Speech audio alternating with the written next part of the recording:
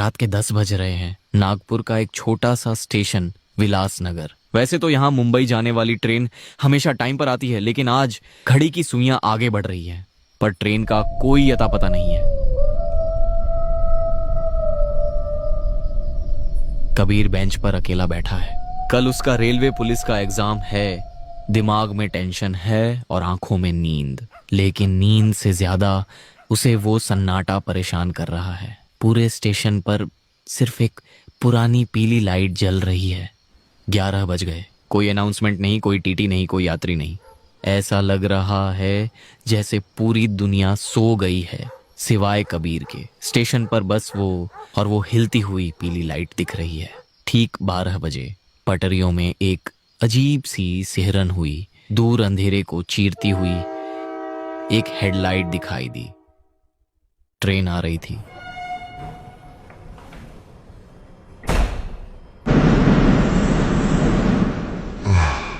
Train platform पर आकर रुकी। पूरी ट्रेन साइलेंट थी।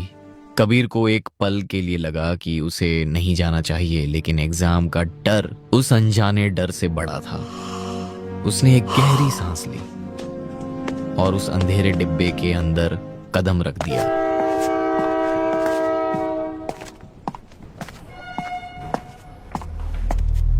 कबीर बोगी के अंदर दाखिल हुआ। उसकी नजरें एक कोने से दूसरे कोने तक गईं। सीटें, गलियारा, ऊपर की बर्थ, सब कुछ खाली था।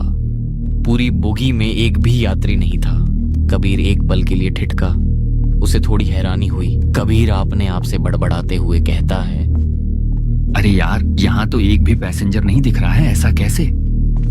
कबीर सोच में पड़ जाता है और फिर थोड़ा रिलैक्स होकर खुद से बात करते हुए कहता है, शायद ट्रेन काफी लेट हुई है, इसीलिए कोई नहीं आया। चलो, अच्छा ही है, भीड़ नहीं है तो नींद अच्छी आएगी। उसने ये बात कह तो दी, लेकिन सिर्फ अपने मन को बहलाने के लिए। हकीकत वो भी जानता है। जुबान ने झूठ बोलकर सन्नाटे को तोड़ने की कोशिश की है, लेकिन उसका दिल अभी भी जोरों से धड़क रहा है। उसने अपना बैग नीचे रखा और विंडो सीट पर बैठ गया, लेकिन डर अभी भी गया नहीं था। वो वहीं था, हवा में खुला हुआ।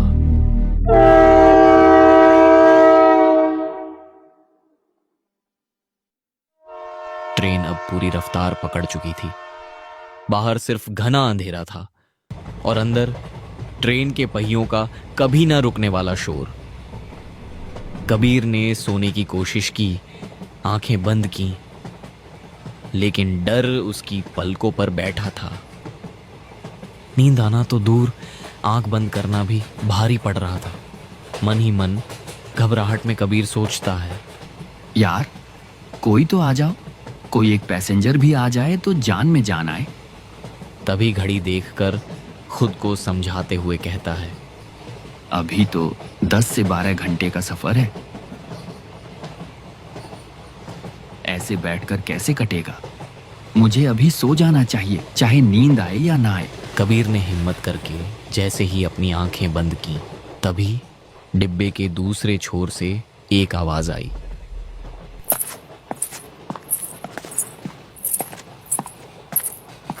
कबीर का दिल एक पल के लिए रुक गया। पायल की आवाज इस खाली ट्रेन में। उसकी हालत डर से और खराब हो गई। उसमें इतनी हिम्मत भी नहीं थी कि वो उठकर देखे कि आवाज किसकी है।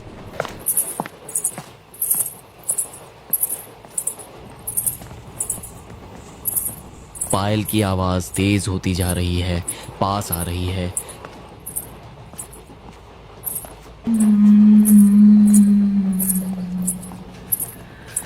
तेजी से चलते हुए उसके पास से एक औरत गुजरी। वो औरत सीधे देख रही थी। उसने कबीर की तरफ देखा तक नहीं, जैसे कबीर वहां मौजूद ही ना हो। वो इतनी तेज गई कि कबीर उसका चेहरा तक देख नहीं पाया। वो आगे निकल रही थी कि कबीर ने हिम्मत जुटाई और थोड़ी कांपती आवाज में कहा, सुनिए।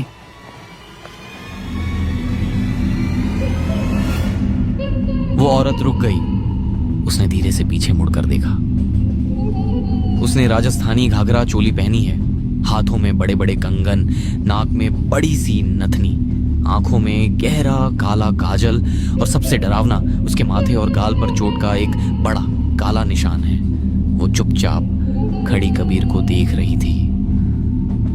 उसकी आंखों में कोई भाव नहीं था, बस एक गहरा सन्नाटा। कबीर किसी तरह हिम्मत जुटा है, कहता है, आगे आपके साथ कोई है क्या? औरत ने कोई जवाब नहीं दिया, बस एक पल उसे घूरा और चुपचाप आगे वाले डिब्बे की तरफ चली गई। कबीर अपने आप से बड़बड़ाते हुए खुद को तसल्ली देते हुए कहता है, अगर ये औरत आगे गई है, इसका मतलब आगे के डिब्बे में कोई ना कोई जरूर होगा। हाँ, मुझे भी वहीं जाना चाहिए। यहाँ ऐसे अकेले बैठा रहा तो नींद नहीं आएगी।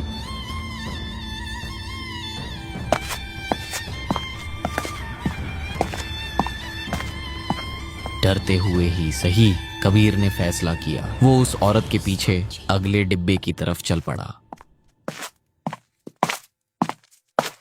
कबीर अगले डिब्बे में दाखिल हुआ। उसकी नजरें उस राजस्थानी औरत को ढूंढ रही हैं, लेकिन यह डिब्बा भी बिल्कुल खाली था। दूर दूर तक कोई नहीं। वो औरत जैसे हवा में गायब हो गई थी। कबीर कांपती हुई दबी आवाज में कहता है, कोई है? कोई जवाब नहीं आया, सिर्फ ट्रेन के पहियों की खड़खड़ाहट थी। कबीर का गला सूख गया। उसे लगा शायद वो उसका वहम था। हार मानकर वो पीछे मुड़ा और अपनी सीट की तरफ वापस जाने लगा। तभी कोई है क्या यहाँ? कबीर के रोंगटे खड़े हो गए। उसके ठीक पीछे उसकी ही उम्र का एक लड़का खड़ा था। साधारण कपड़े, नॉर्मल लहजे में लड़का कहता है, हेलो भाई। मेरा नाम राजेश है। मैंने आवाज सुनी, तुम ही आवाज दे रहे थे क्या? कबीर की जान में जान आई। उसे लगा कम से कम कोई तो इंसान मिला। थोड़ा हांफते हुए कबीर कहता है, हाँ, वो मैंने अभी किसी औरत को यहाँ से जाते हुए देखा था। मैं अकेला बैठा था तो लगा शायद वो इस डिब्बे में आई होगी। तुमने उसे देखा? तभी राजेश कंधे उचकाते हुए, अच्छा, मुझे पता नहीं भाई। मैं तो कोने वाली सीट पर सो रहा था। शायद मेरी आंख लगी थी, इसलिए पता नहीं चला। थोड़ा रिलैक्स होकर कबीर कहता, अच्छा, तुम कहाँ जा रहे हो? मैं मुंबई जा रहा हूँ, कल मेरा एग्जाम है। अरे क्या बात कर रहे हो, मैं भी एग्जाम देने ही जा रहा हूँ। दोनों का मकसद एक था, मंजिल एक थी। उस सुनसान डरावनी ट्रेन में अब वो अकेला नहीं था। अकेलेपन का वो भारी डर अब भरोसे में बदल गया था। दोनों एक साथ सीट पर बैठ गए। कबीर अब सुरक्षित महसूस कर रहा था, लेकिन कबीर ये नहीं जानता था कि कभी कभी इंसान भूतों से ज्यादा खतरनाक होते हैं। तेज रफ्तार से दौड़ती हुई ट्रेन की खड़खड़ाहट, खिड़की के बाहर सिर्फ अंधेरा है। अचानक ट्रेन की रफ्तार कम होने लगती है। एक सुनसान और धुंधले स्टेशन पर ट्रेन धीरे धीरे रुकती है। पूरे प्लेटफॉर्म पर सन्नाटा है। सिर्फ एक पीली रोशनी वाली चाय की स्टॉल खुली है। राजेश खिड़की से बाहर झांकता है। उसकी नजर उस अकेले खुले हुए स्टॉल पर पड़ती है। वह अपनी सीट से खड़ा हो जाता है। राजेश कबीर की ओर देखते हुए कहता है, स्टेशन तो पूरा सुनसान है यार, लेकिन वहाँ एक स्टॉल खुला है। मैं कुछ खाने के लिए ला रहा हूँ। तुझे कुछ चाहिए तो बोल। नहीं, मुझे कुछ नहीं चाहिए, मुझे बस सोना है अब।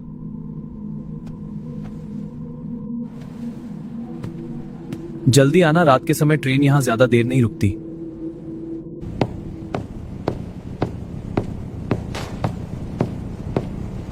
राजेश डिब्बे से नीचे प्लेटफॉर्म पर उतरता है। राजेश चलते हुए उस अकेली जलती हुई स्टॉल पर पहुंचता है।